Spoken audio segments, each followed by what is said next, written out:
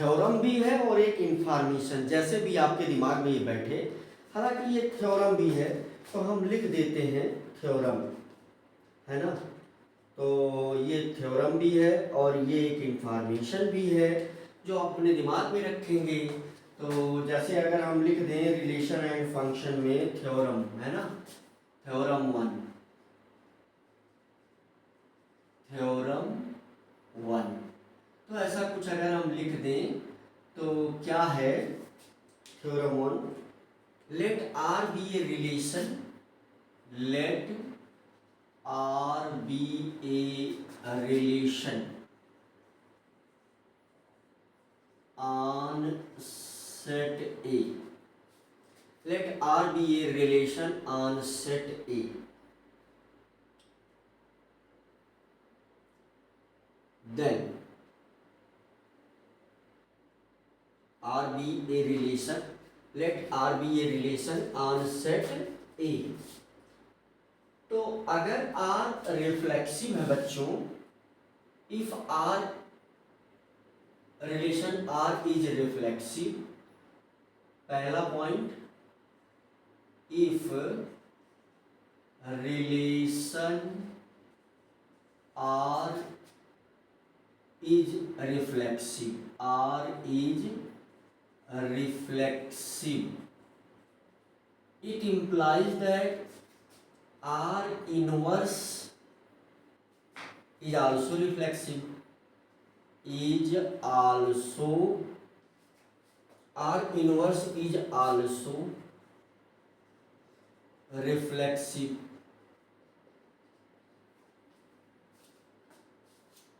है ना। Second, if relation R is symmetric,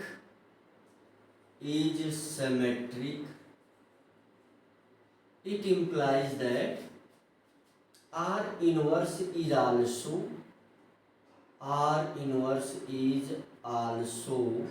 symmetric। ये बहुत मोटी मोटी बातें। तीसरी बात ये भी ट्रू रहेगी कि if relation R is transitive,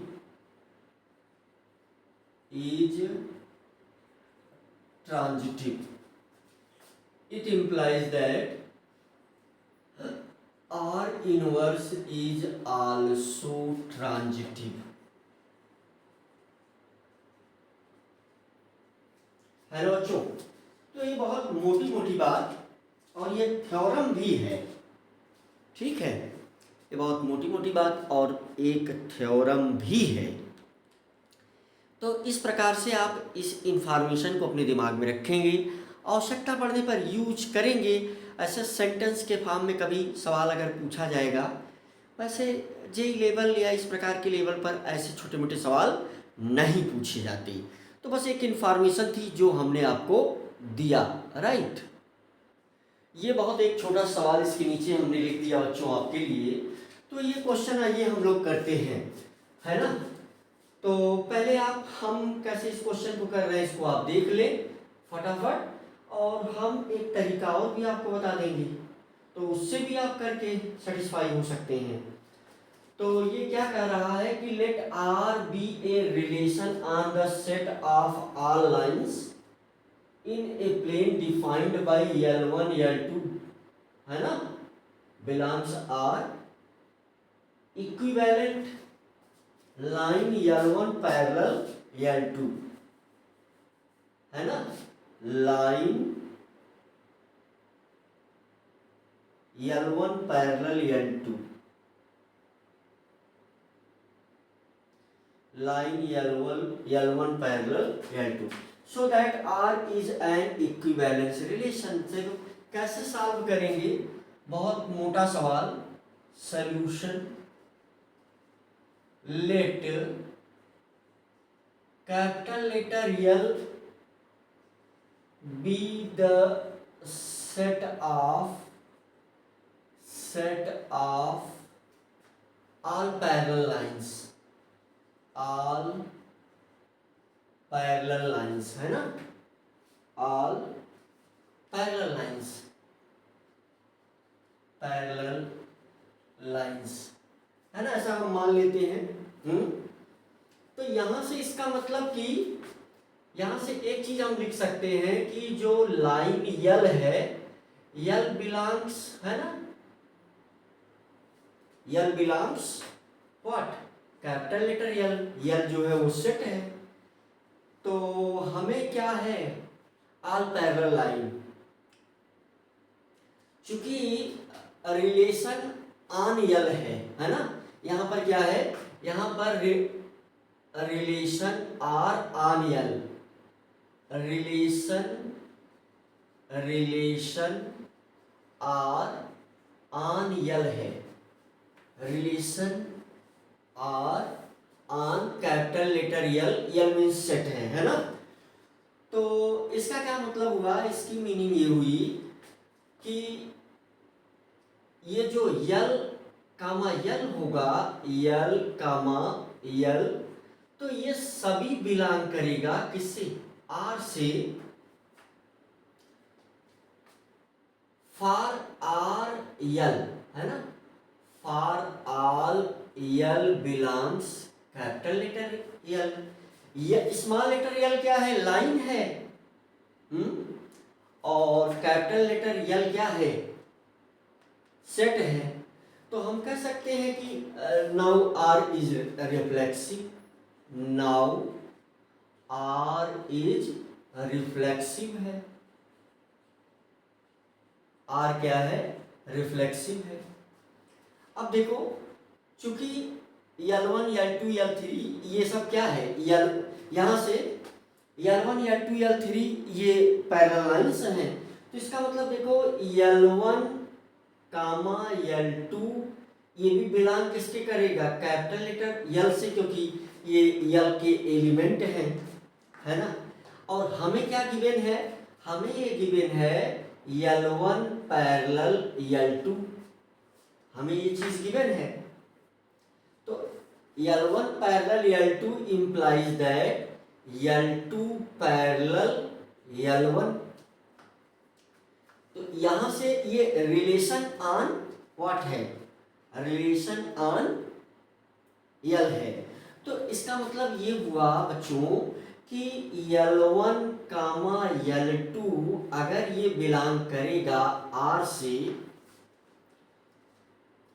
है ना, क्योंकि ये पैरेलल है, तो it means which implies that L2 comma L1 also belongs R। तो यहां से ये क्या हो गया, सिमेट्रिक हो गया।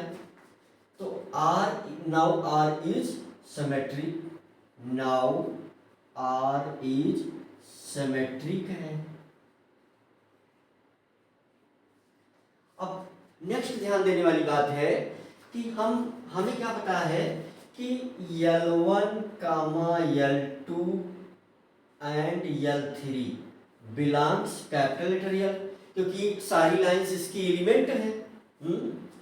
तो हमें ये चीज पता है कि we know L1 parallel L2 parallel L3, ये भी हमको पता है। यहां से आप इस बात को समझें कि L1 कामा L2,